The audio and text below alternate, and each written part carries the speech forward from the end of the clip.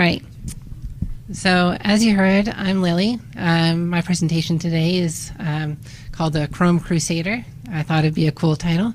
As you can see here in the picture on the slide, I'm not taking credit for this artwork, but okay, there. You can see Firefox is duking it out with Chrome. Chrome's trying to get the strangle grab onto Firefox. And if you can tell, there's Internet Explorer over there eating glue. How many Internet Explorer users in the crowd today? One. Awesome. One willing to admit. Yeah. It's almost as good as me getting an email from a compliance manager saying that their Internet Explorer 11 will not work on our dashboard.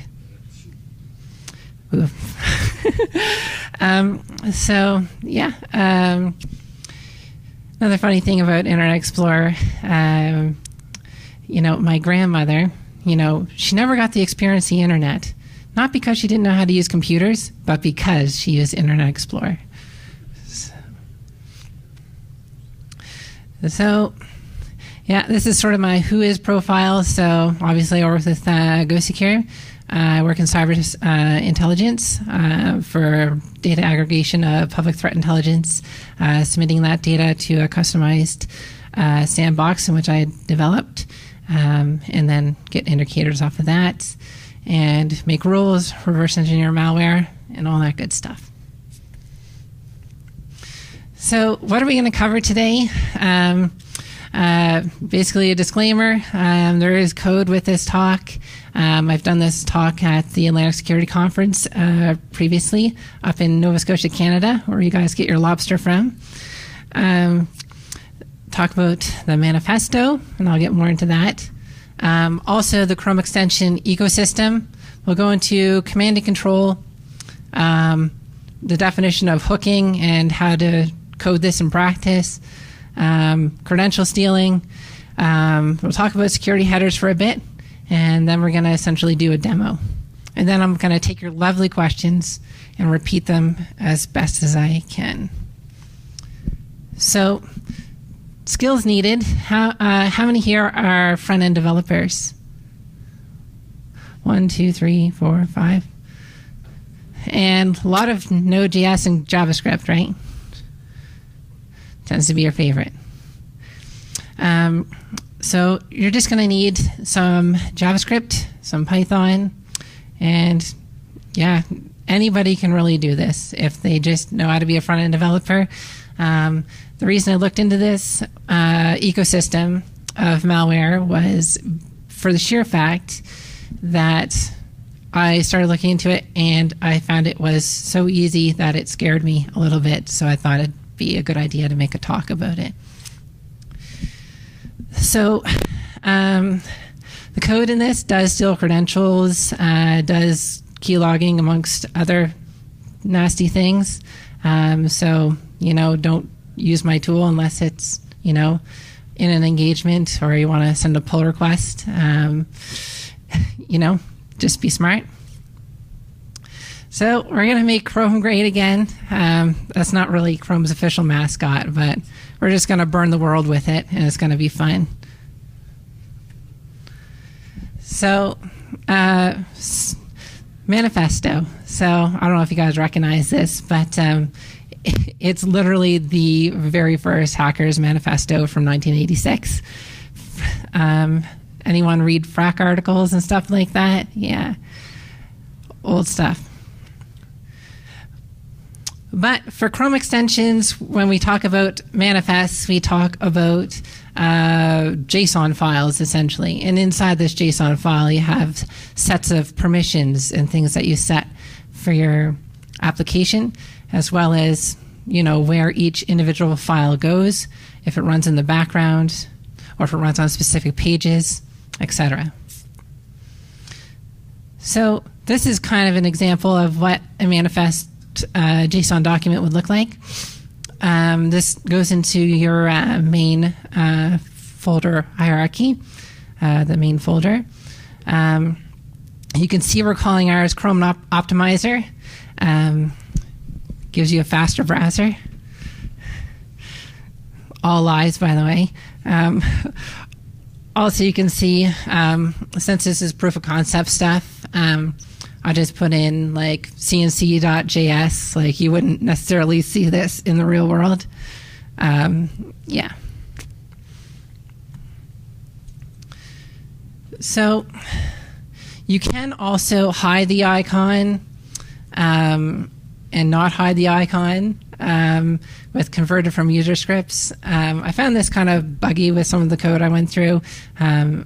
For one reason or another, I had some CORS limitations when I did not show the icon. Not sure why that is, but if you want, certainly send me a pull request on GitHub. So when I talk about CORS, Americans probably think about this, right? Watered down beer, right? I'm Canadian, so I don't drink beer, though. So CORS, cross-origin resource sharing. So it's the mechanism that uses additional HTTP headers to let user agent gain permission or access to selected resources from a server from a different origin. So you can set your CORS policy, right? Say you own example.com, right? And you don't want the JavaScript on your site to be able to make AJAX calls or requests to alternate domains, right? You would set up a CORS policy to not be, asterisk, star, everything, right? So there's a couple ways you can go about making a botnet. You could go to the Chrome extension ecosystem, but this is without an extension. So the pros here is there's nothing to install, right?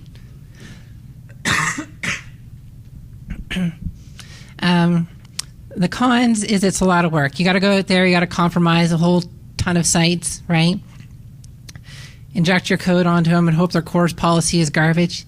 So yeah, that can be a bit irritating. Also potentially get you caught faster. Debatable. Here, with an extension, right, we can see that it's a good botnet infrastructure. You get more compromised data out of it, right? It takes a little bit more programming, longer time to build, right? So you can see all URLs, right? Go through the malicious extension, the malicious script is executed, and it gets all siphoned out to the malicious site.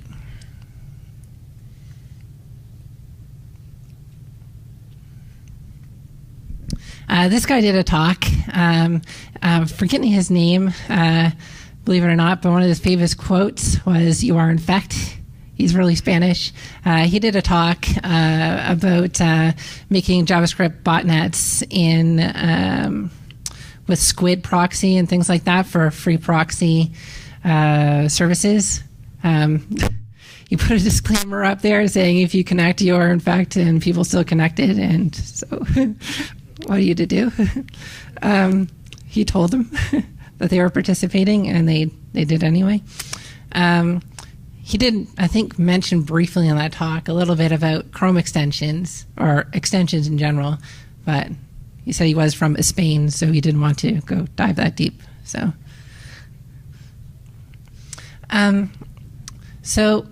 here is a look at command and control, what that kind of looks like here. So obviously this is an example. So we have the config is servers, just us, right? Port 80. And you can obviously set this to HTTPS if you wish. I mean, Let's Encrypt is free, right?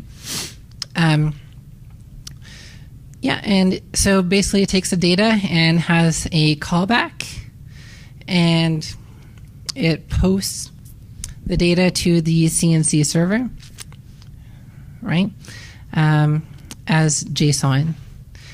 It's really quite simple.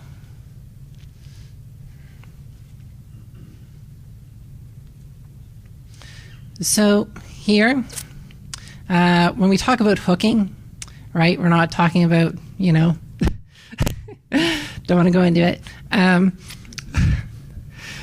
This is a different kind. So essentially this here runs an asynchronous function in the background, right?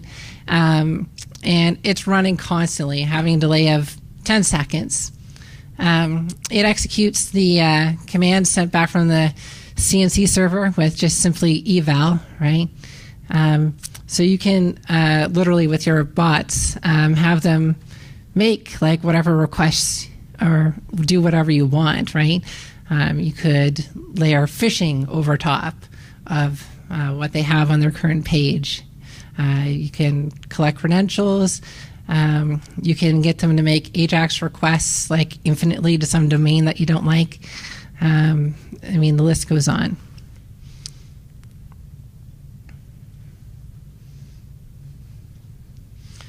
And so for the manifest for this, essentially we want all URLs, right, for hook. So it will implement this on every single page or tab or whatever you open.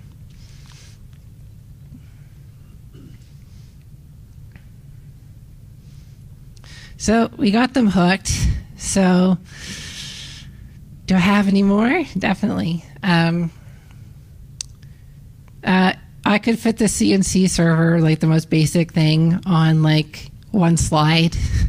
If this gives you any implication of like how easy it is to write Chrome extension malware, this should be one of them. This is simply Flask. I've used Flask in a lot more complicated projects than obviously this, but it's a very basic example, right, of how to get a command sent to these bots. So when you see return console.log leap botnet dude, we're just sending that to the browser of the victim, right? So essentially the extension calls out, right, to the CNC server, and the CNC server goes, oh, if you're a bot, send this command back, and then the victim browser will go ahead and execute that command.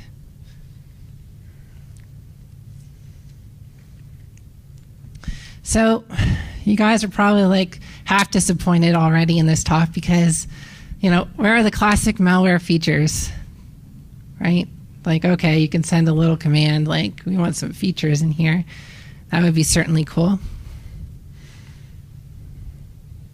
So you can write a keylogger in one slide too. So literally, doesn't matter what page you're on. If it's HTTP, HTTPS, if you're on your banking website, if you're talking to your friends on Facebook, if this is on your machine, it can get all of it, encrypted or not, which is quite awesome. Right now, it's currently just sending each individual key, but you can obviously set a delay, or you can set it to after a certain amount of keys, then fire off the data if you like.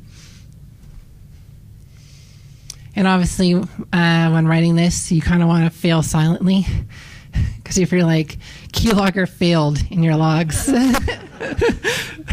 your user is going to be like, alert, keylogger failed. It's like, oh, guess this wasn't a Chroma Optimizer.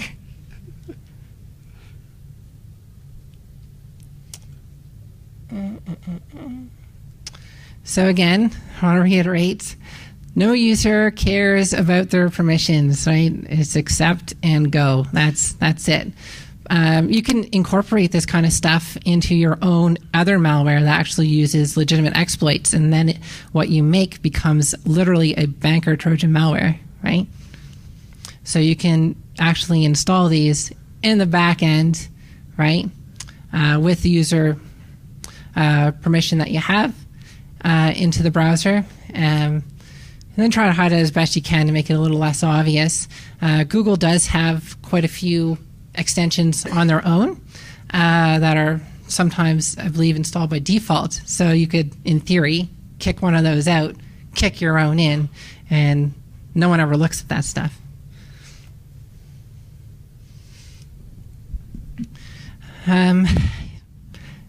credential stealing. Really, really simple. Subject to change, right? Basically just add a listener, right? And go ahead and just grab the username and password. I did this with different events like auth event, keylog event, things like that.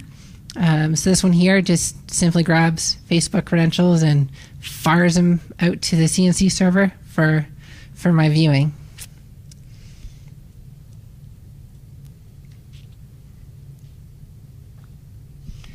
I'm not in Canada, so you can do Canada Revenue Agency too. So there's no limitation. There's some things that sites could do to prevent like some of these things from happening to their users. Like sometimes like messing around with randomizing classes and or field form names and things like that could prevent potentially some of this.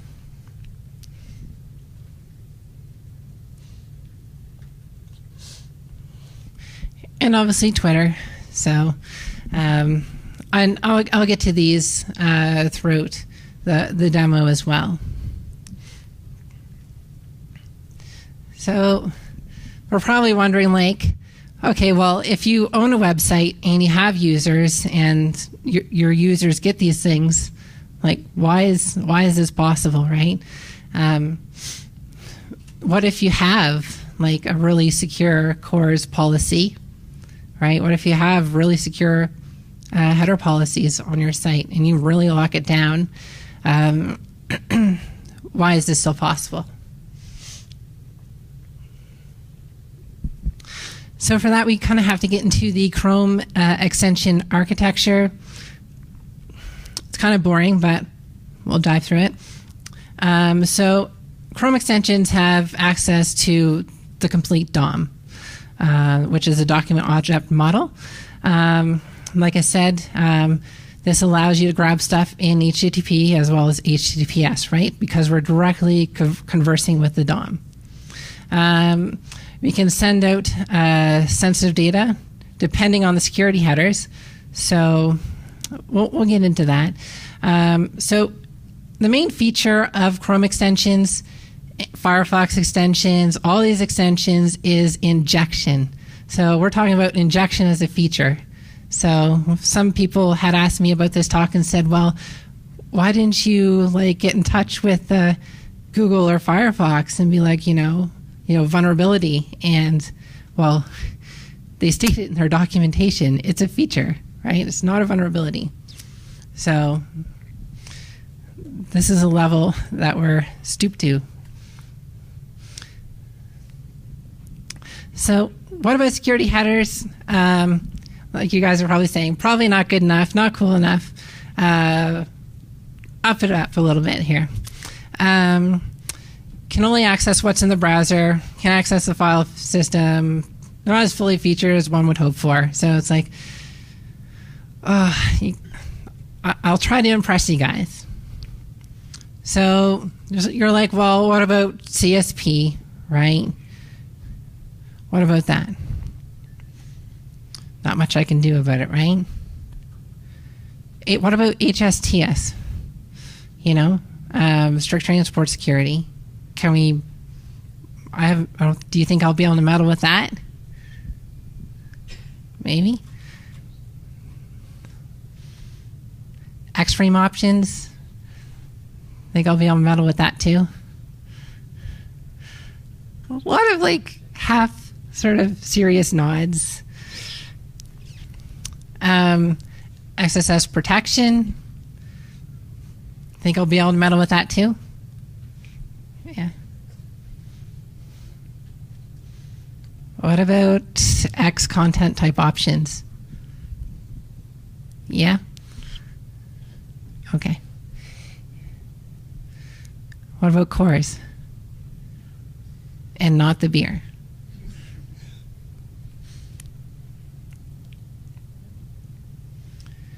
So, Google security considerations quote, this is directly from Google's documentation.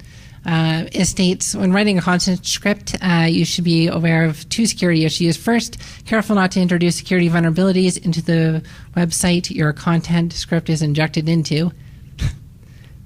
Injected into.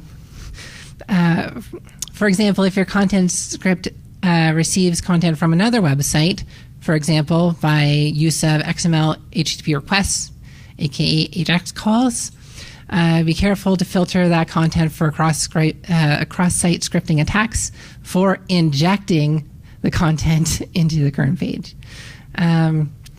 So what are their concerns? Their main concerns are not that things are able to be injected directly, right?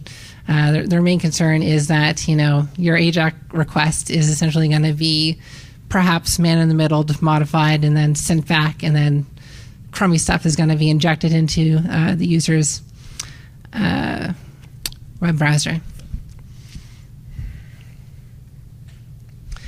Google, keeping you safe. A message from concerned children's advertisers. If you're from Canada and you grew up in the 90s, you would probably have seen this.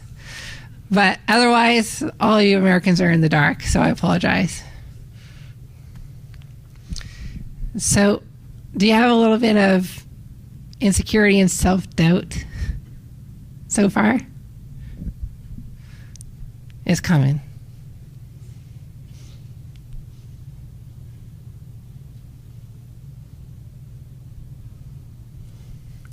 I call them insecurity headers.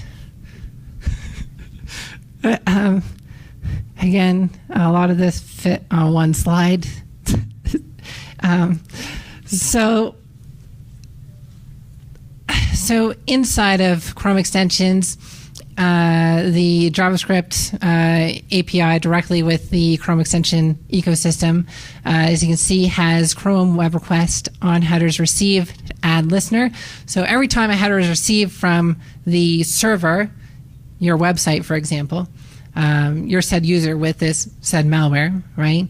On all URLs, right, matching HTTP, not only HTTPS, any path,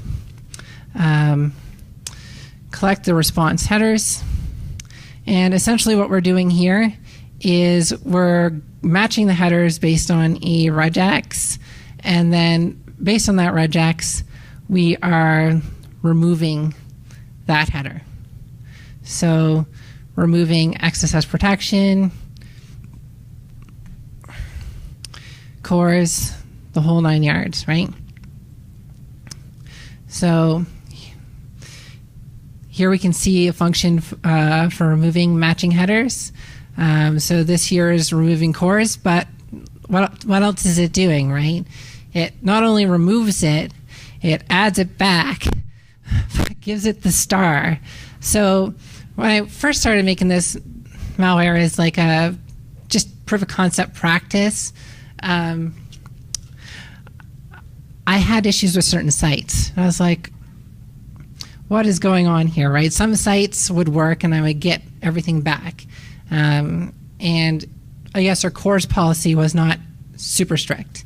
I found like sites that had a lot of advertisers tend to have less strict cores policies. Those ones I could normally get user credentials back out of.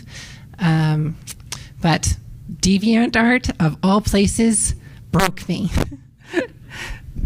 And Facebook worked, DeviantArt wouldn't. What? So, yeah, this was my solution to that. And it's just literally removing and replacing with what you like.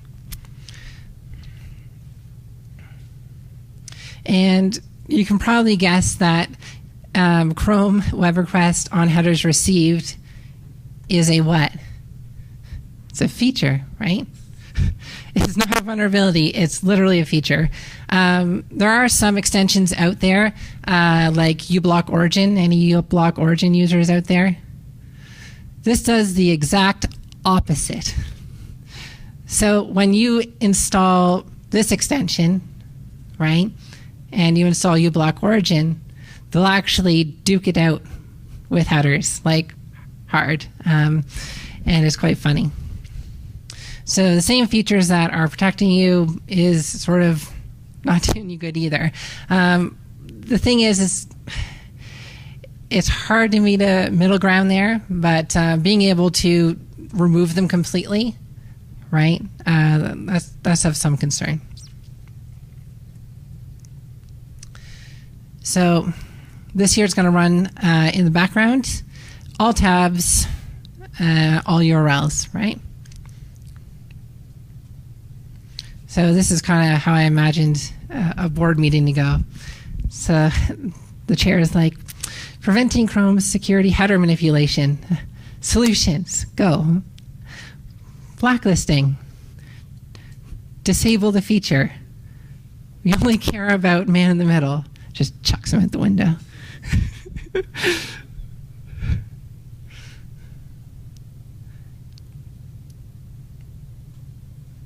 So Chrome, before I did this talk last time, about 2 weeks before, started coming out with trying to enable Google Chrome site isolation by default. And I was like, you're not trolling my GitHub, are you? So it's essentially a security feature that would go live with Chrome 66. So it's been available for a long time, apparently, but it's not enabled by default. As you can imagine, security features like this can either make or break your entire web browsing experience. Yes. Thank you. So websites typically cannot access each other's data inside the browser, thanks to code that enforces same origin policy, of course, which is exactly what I was talking about, right? So it says that sometimes websites try to bypass these rules and attack other websites. So they aim to fix these bugs as quickly as possible. I believe I have tried this in the new Chrome, and it still works. So that's cool. And again, like, it's a big challenge. It's not a small thing, but as a development team, certainly it comes down to literally rules, blacklisting, whitelisting, and a whole lot of other complexities. So I was kind of scared, like earlier, that wondering if they saw my talk coming up. So it was like 2 weeks before, like, my other talk. I was like super frustrated, just wondering, like, oh no, is it just going to stop working in my demo? But I was good. So I'm going to do a proof of concept here now to essentially showcase, how easy this is, how, like, even, front-end developers, you don't have to jump down to the C level or assembly or nothing like that. You can just literally write some JavaScript, take a little bit of time, and you can be straight away making your own malware for fun, mind you.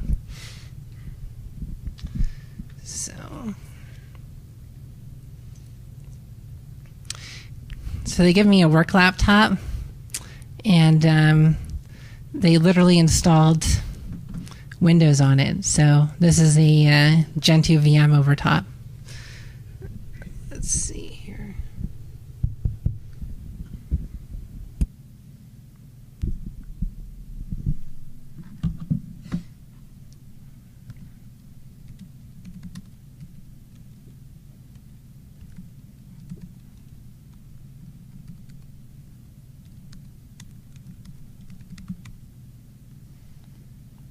All right. It's hard to get this mic in the right position here. I'm going to do my best. If I shout, can you hear me? Okay. It's kind of hard to position this microphone and type at the same time. So as you can see here on the left hand pane. I have Chroma Optimizer. Optimizes browser performance. As in, it makes it worse performance because it's doing stuff that doesn't help that. So,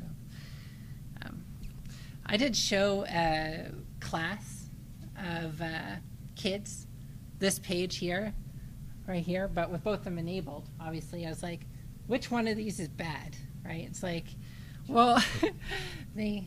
How much time? Oh, you have time. Can I hold the mic for you so that the stream can hear?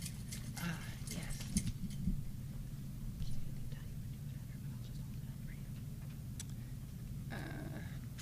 I can do this for a minute, then when I come back, I'll. All right. So, I apologize. So you can see Chroma Optimizer up there, Vimium down there. It says Hacker's Browser. So I was assuming that the children would obviously pick up and say, you know, oh, the one on the bottom with the word hacker in it, right, is bad. They didn't actually. They actually got the top one correct. That's probably because they don't believe anything that I would tell them anyway. But yeah, it was certainly a fun experience. So I'm going to go ahead and enable that. Now, in theory, if the demo gods prevail, if I can get to Google, if I have an internet connection, oh.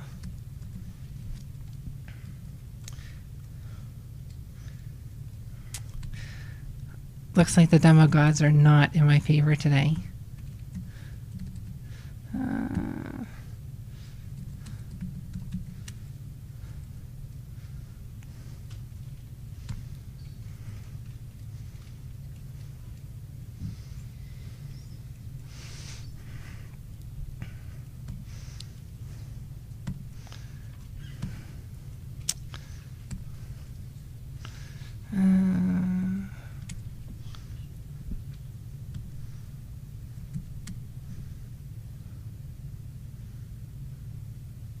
There we go. Oh, gosh, I was so damn scared. So essentially on the right here, obviously the Wi-Fi here is kind of shoddy, but we can see I got a public IP, but do you notice a private one? If you enable WebRTC, you can get internal IPs. So not only with your victims here, you could get the external IP of the corporation, you can also get where they are on the internal network, which is also pretty cool. So I got it from here. I don't need to click too much more. So here we can see the URL that it went to. Navigator, if you're familiar with JavaScript, it's simply, you know, basically user information. So it knows I'm on Linux, my favorite operating system, obviously. User agent, it grabs that. Also, there's a site logger module added in there, so it just simply grabs out cookies. So grabs all the cookies as well, which is quite fun. So some of these sites may not work, but I think Twitter might still work because, you know, sites change a lot.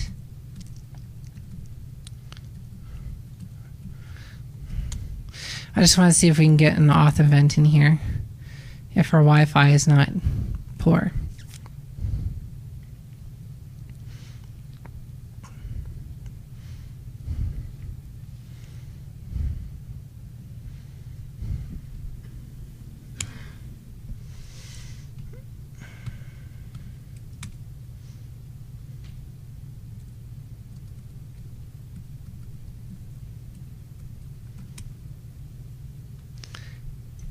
It looks like our Wi-Fi is poor.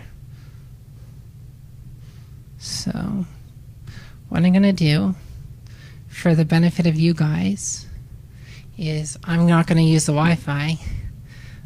I'm going to tether to my cell.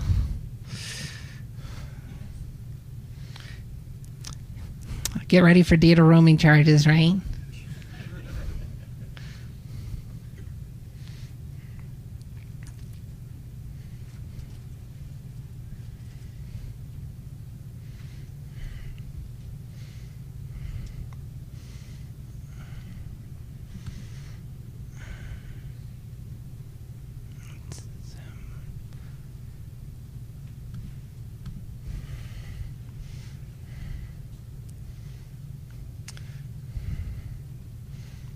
Come on, computer.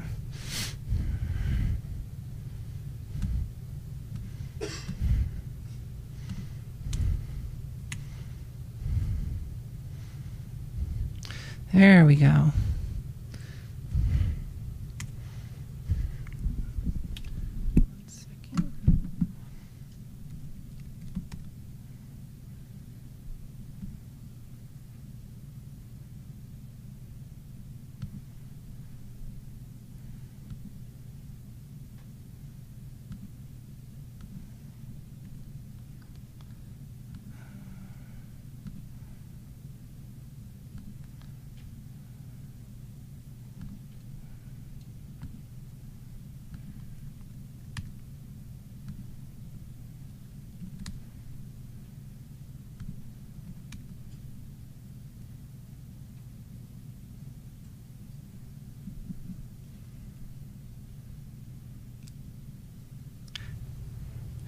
You might have to take my word for it, because my internet is just gone.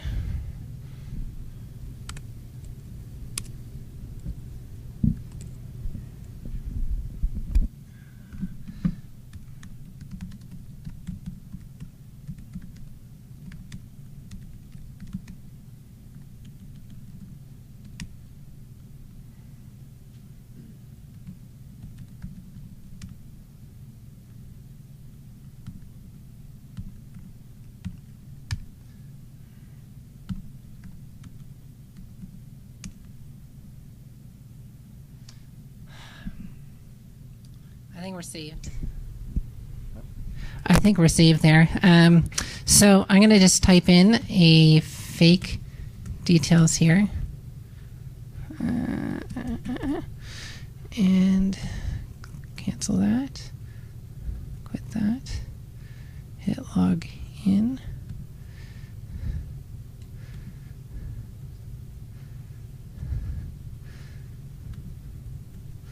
So here we can see the auth one up here.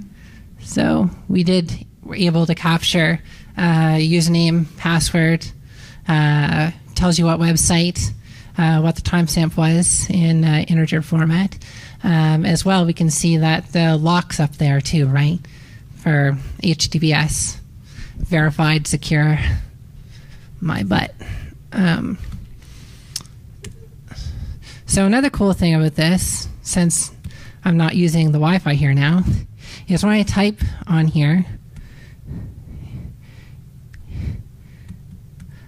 hello, Las Vegas. You see each key, right? So, like literally if you were in Facebook chat talking to somebody or entering something on some site I don't have auth events set up for, yeah, you can still capture username and passwords that way as well. So, yeah, that's pretty much it. It's been a quite fun little project for me to look into. I usually dive into some low-level things, but I thought I'd jump into some higher-level stuff to see what the ecosystem is like. And as you can see, it's pretty much a dumpster fire. I was wondering if you guys had any questions for me in regards to, either how I done this or, whatever. So I'm going to pass the audience mic out, and then I'm going to come back here with this one as well. So who wants to go first? You? And if you can pass it to the next. Of course. Thank you. That was really very interesting. I am wondering, what did you have to go through to install your optimizer, and more particularly, what would that look like for an ordinary victim? Yeah, sure. So there's many different methods you can do to spread stuff like this. I was talking to a friend of mine, and he was able to write a bot which essentially sends messages to a whole bunch of people. Like in Facebook, you don't have to be logged in. You cannot send a message to anybody, right? So just scripted that. So you can literally make a phishing script essentially to go through and be like, hey, check out this extension. It makes my Chrome browser faster, like all over Facebook. And you could actually embed modules like this into this Chrome extension, which would continually message that person's Facebook friends the same exact thing, which would make it more legitimate, right? And then just completely wreak havoc on the internet. I don't condone that, but if I was a criminal, that's what I would do. Oh, as well, is in regards to exploits and things, if you do have an exploit kit or something like that, or your own malware, you can have your own custom malware, install this on its own in the background, nuking out other extensions looking like default extensions. You can certainly do that and have it be a banker, perhaps. But, you know, in regards to it getting on a user's machine, that's how I would see that happening. And once something is installed, let's be honest, it's game over. But the sheer fact that I can still do these things kind of is of some concern. So Chrome has mitigations to prevent third-party installation of extensions unless you're in developer mode. So definitely, I get what you're saying about if you own the machine, then you can circumvent that. But how would you circumvent that in Google's Play Store? And then the second part of the question would be, can you take this code and turn it into a post-installation exploitation using standard imports across the wire? And bring that code in. So I didn't look into this too fully, but there is ways to install Chrome extensions, I believe, from the command line in Linux. I didn't jump too much into Windows myself. I should be probably repeating your question, so I do apologize for that.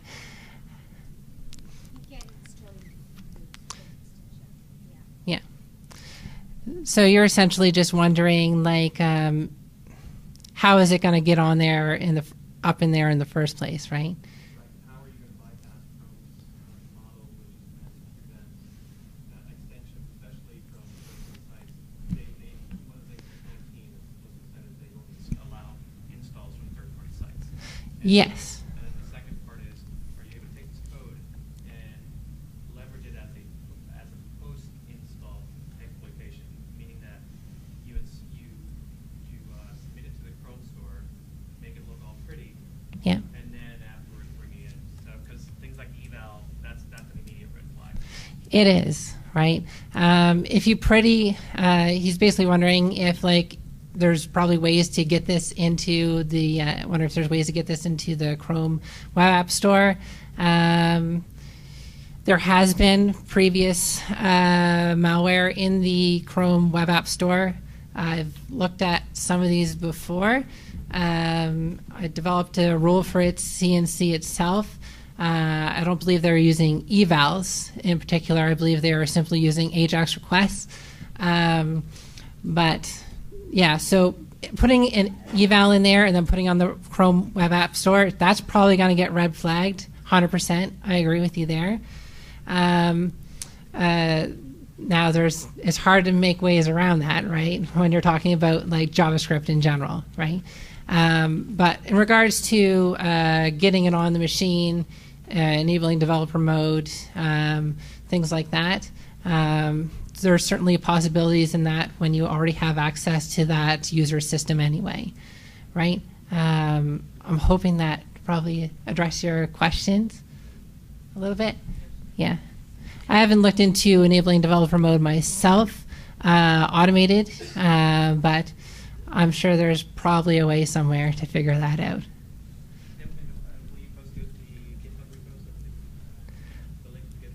I did, yeah, and you can access all of it on there, yeah. Oh, github.com/lilypad.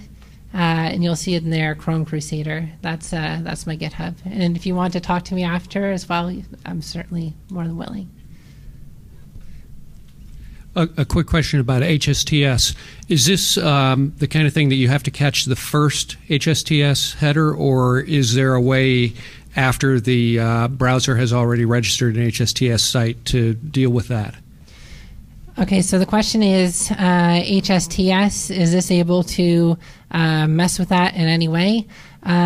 So the answer to that is the server sends the HSTS header, right? And it's up to the browser to enforce that, right, once it receives it.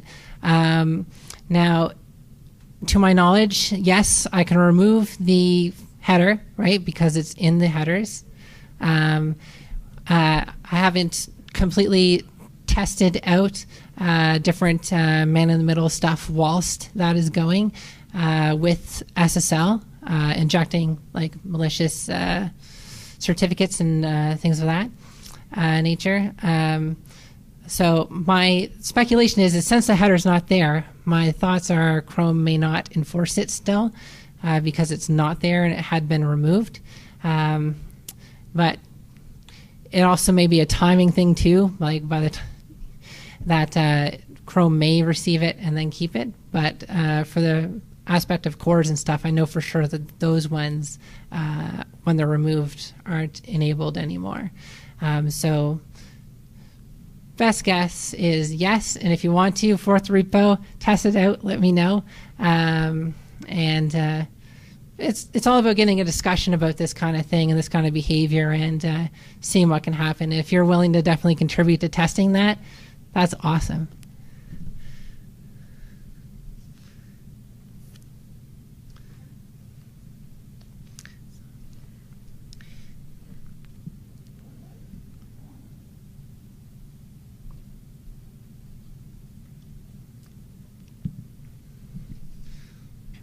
Is your extension able to see the HTTP only cookies, or do you see the set cookie headers in the headers collection, and are you able to strip the HTTP only flag? So if anything's a header, I can get it. If anything is a cookie in general, like I can get that as well. So literally any cookies, any headers, we can pull out. It doesn't matter if it's HTTP or HTTPS.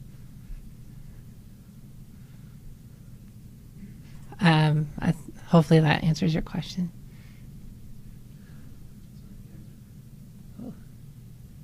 Sorry if you answered this already, but I wasn't really clear on the response. I think someone asked earlier if it's possible to submit a malware-free version of the extension to the Play Store that, once installed, can modify its own code with the malicious code that you want.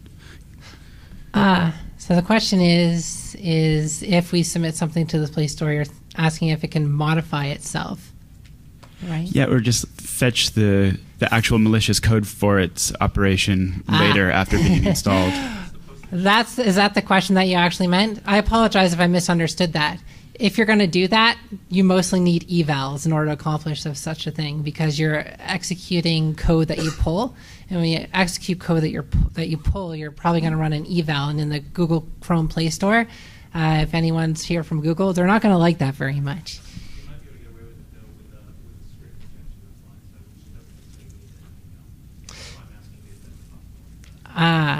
So like injecting like into the DOM and then executing a different remote. Yes, you can modify the DOM and insert other remote JavaScript elements. In that instance, yes, it may be possible to definitely bypass things in the Chrome store without using eval. Yet again, you would have to have your own server hosting your malicious stuff. So, you know. And a second question. I think that Chrome... Sorry to interject, but there is an extension part of the browser exploitation framework that does that exact same thing that he's mentioning. Go ahead, sorry. So I'm not sure if this would actually be possible, because I think Chrome sandboxes things. So, but would it be possible to use an extension like this to actually gain access to the local machine? There's some things in their APIs that allow you to do stuff with files, but only within their ecosystem, like really sandboxed down. I haven't played around with those things too much. You could try path traversals with that, and that might be an interesting thing to muck around with. I haven't mucked around with path traversals and things like that within Chrome extensions to see how far the limitations of their sandboxing goes. But certainly if I get more time, I'll certainly look into it. And if you want to look into yourself and add it to the repo, then that's cool too. We have 5 minutes. We got any more questions here? We got one in the back and one in the front.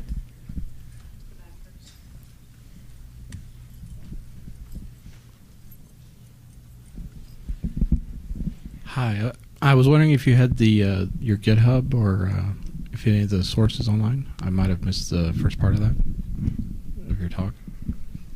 Sure. The sources are at github.com/lilypad LILYPAD/Chrome-Crusader. So LILYPAD is my GitHub. I have all kinds of things on there, including my Emacs config and some other stuff you may like. Cool. Yeah, another question I think down here with the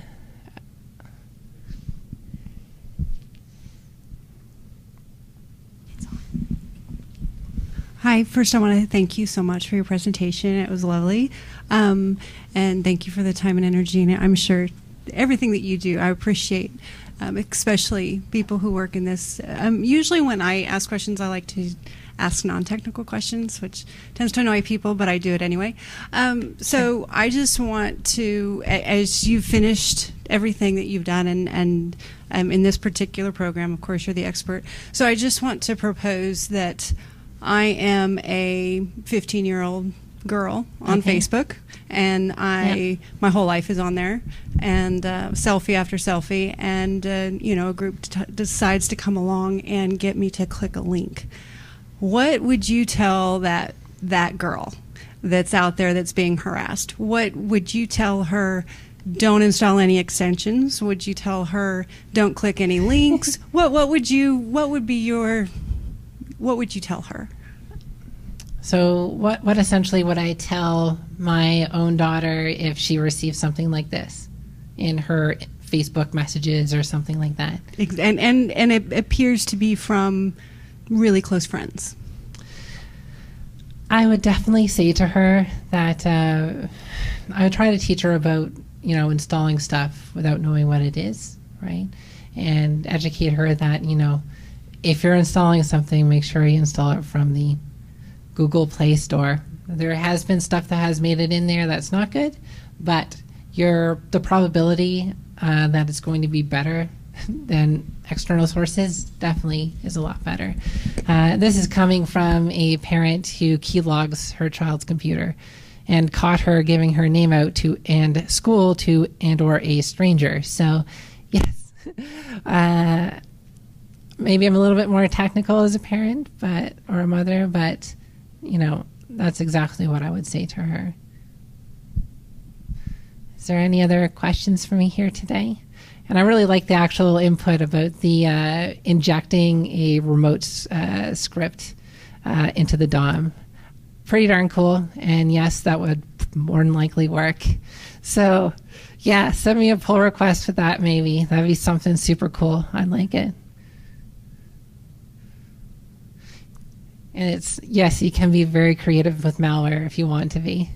And that's definitely a very creative solution to the Google Play Store.